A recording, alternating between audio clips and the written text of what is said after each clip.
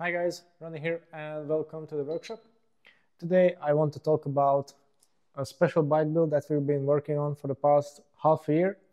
And normally I don't talk about all the customer builds because normally they use off-the-shelf parts, but here we really need to go to the extra mile and actually develop and manufacture some of our own parts to make it work. And I thought to myself that maybe these parts and this information could be useful to more of you. So that's why we're shooting this video. So as you can see, this is an S-Works Shiv time trial bike. Pretty regular stuff. We've done a couple of builds on these already. And it's built up with SRAM red, ETAP, electronic group set in a 1x12 configuration. So back when these frames were first released, this was the group set that the complete bike builds came with. It's not my favorite, and I honestly don't understand this choice really, because this frame is not even designed for this group set, because it's basically a pro team frame set that's supposed to be run with Shimano. The result of that is when you get the bike or when you try to build it up, normally you end up with a blip box on this frontal section of the bike, which is a really suboptimal placement for that. So that's the first thing we did take care of. This was not a recent modification, and maybe it's not as relevant today because wireless blips are now available, but still, using our custom wiring harness, we were able to move the blip box basically from this external location to inside the frame, and more specifically inside the frame seat post, where it can be easily accessed and checked upon. So that was one of the things we have done. And the second thing is that if you try to run this bike and do some error testing on it, you get in the huge difficulties basically because of the way that the SRAM clicks are designed. So these essentially connect with a full-length wire into the blip box without any detachable port. So another thing we needed to do, because this bike was error tested, so this also saves a huge amount of headaches and time, is that we have designed a quick split connector right behind the click shifter button. So basically you can undo the buttons and this part of the cabling without actually disassembling the whole bike. All you need to do is just remove the air bar, exchange the spacers, and put the cables back in. It takes 10 minutes instead of 4 hours. Or it basically enables you to test with the buttons in place, because of course the alternative is to test without them, but that's not very practical either, because then you need to redo everything afterwards. So this was one of the problems. And then the next upgrade were the wheels. So on the front we have the Princeton tri-spoke, very expensive, very exclusive wheel on the front, and the same goes for the back.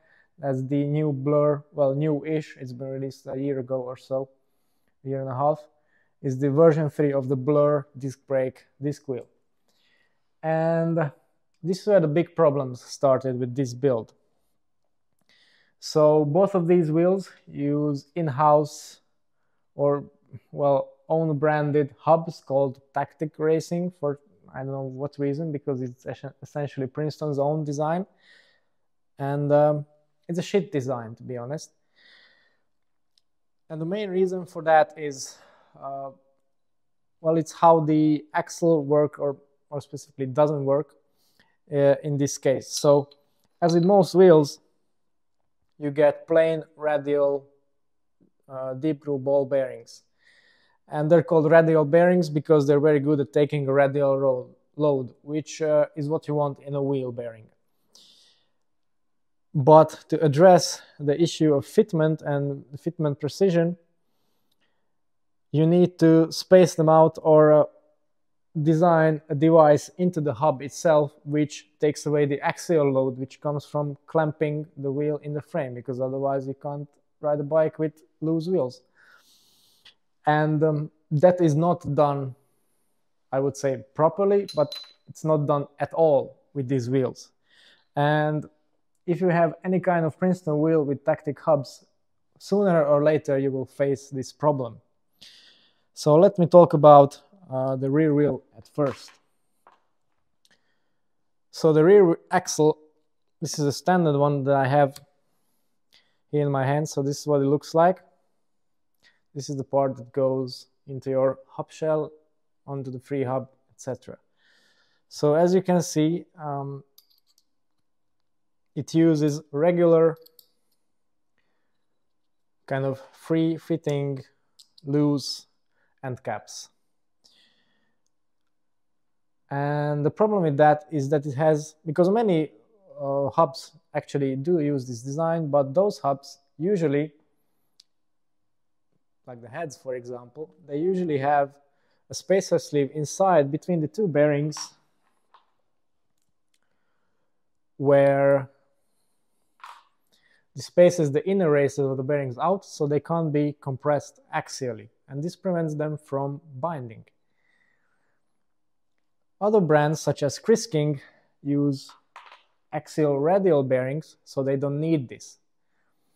But in order to go for a hub that's as light as it can possibly be, Tactic or Princeton, whatever, decided that they're not going to have an axial radial bearing, and they're not going to have a spacer in there either.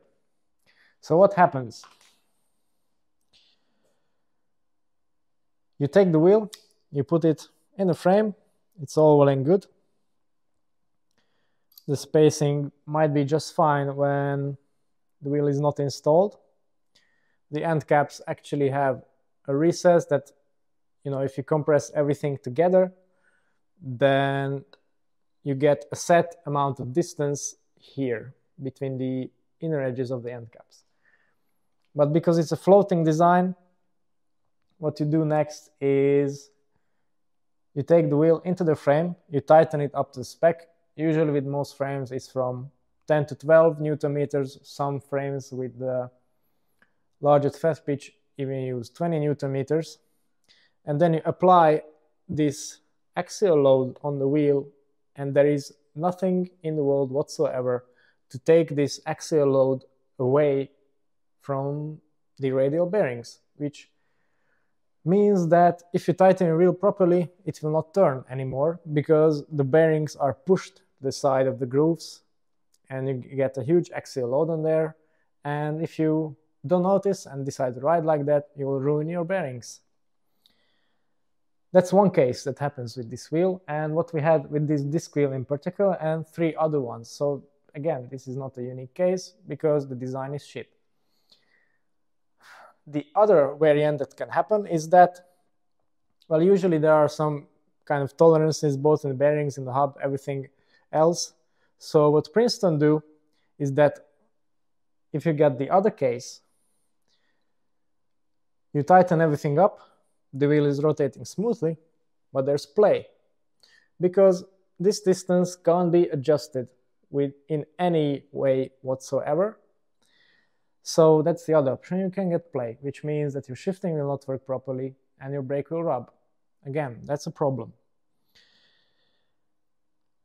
Even if you're very, very extremely lucky and the fitment is just right, which I have not seen yet, you still get one more issue, because even if you look at the end cap, normally if you have a brain, you design the end cap in a way that you get a protrusion on the inside that sits against the inner race of the bearing, and this pushes the rest of the end cap out so it can't contact the seal and the outer race, which means that the wheel can turn.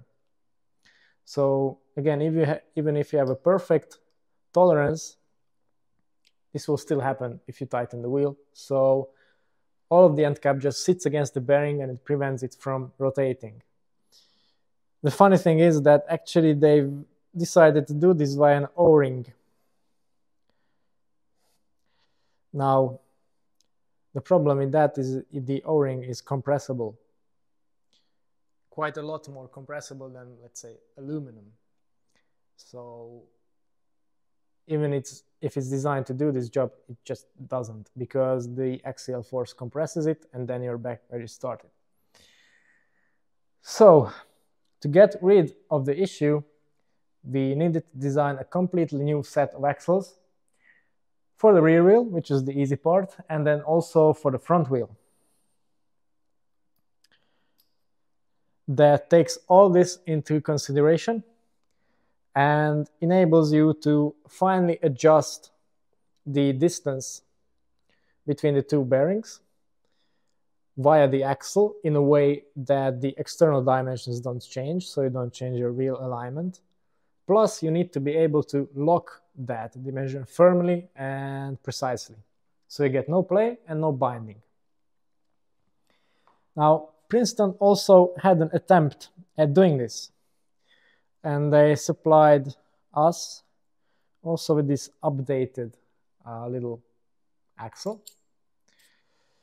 with this C-clip.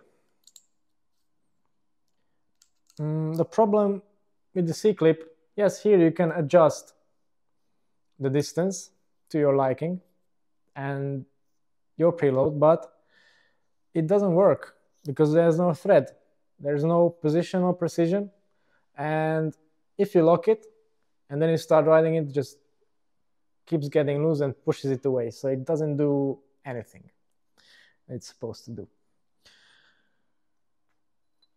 So to solve this, we have looked at the hub design, which is actually in closest resemblance with the Princeton hub, which is the Carbon TI X hub. It has the same bearing dimensions, and it's the same very lightweight design that doesn't use an internal spacer to space out the bearings. Instead, it uses a threaded end cap that you thread on. You can maybe put some details of it as it's already installed in the bike in the footage.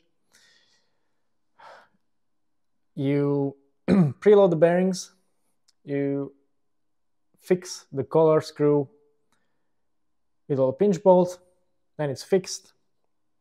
You put in the bike, the thread and the fixing bolt and the collar all take away the axial load, and the wheel spins freely. The same was the case with the front wheel, except here it was a much more involved process because of this design. As you can see, we've managed to replicate it perfectly, and the space is really at premium in the front hub. So essentially we needed to move that into a very small diameter to basically inside of the center locking interface, but it does work, it's adjustable, it's perfectly fine, there's no play whatsoever, and as you can see, the bearings run completely freely. So this was the main issue that was wrong with this bike.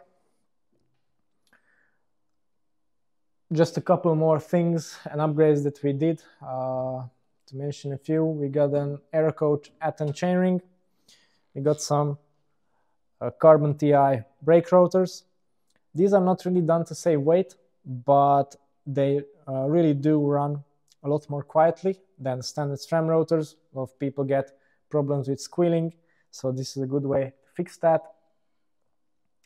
And obviously we have a very important part up here. So this is a set of Spico custom extensions. These are made to a position that we have fine-tuned with the customer in aero testing and bike fitting here in-house, and then I forwarded the measurements to Spico and we came up with this design. We did need some modifications with the spacer stack just to enable this design, so it's really clean and there are no bolts from going down from the upper part, so all of this is very clean. And we also needed to make a set of custom bolts to enable enough thread engagement for a safe fit. So a lot of things going on, a lot of subtle things on this bike. So if you run any of these parts, and then I hope that some of this information at least was helpful. If you need help setting up your bike in a similar way, then let me know in the comments what you did like, what you didn't like. Obviously, we can help you out as well with some of these modifications. And yeah, that's all for today. Thanks for watching, and see you next time.